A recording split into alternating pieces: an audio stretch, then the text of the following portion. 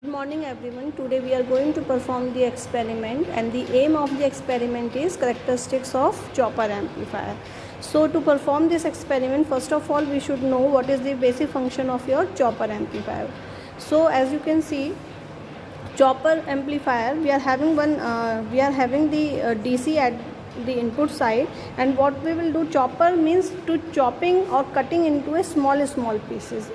So like we have done in case of your sampling, and it will go through your AC amplifier, and then what we want at the output stage, we want the output signal in the form of your DC voltage only. So what we will do, this AC output will go through your demodulator and we will get the DC output. So to perform this experiment, we will connect two multimeters, one at the input side and the other one at the output side, like the positive with the positive and the negative with the negative to both the sides.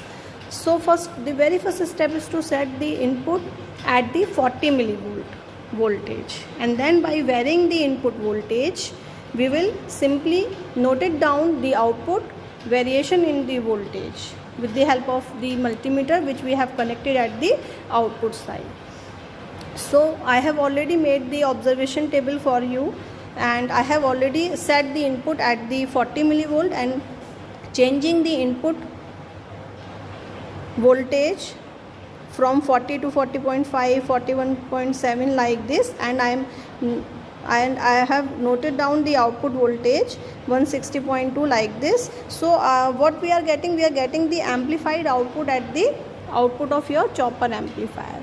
So what we will do, the next step is to calculate the gain of your chopper amplifier. So the gain of the chopper amplifier, what we will do, we will simply divide the output voltage value with the input voltage value, and along with this we will also plot the graph of this input voltage and output voltage.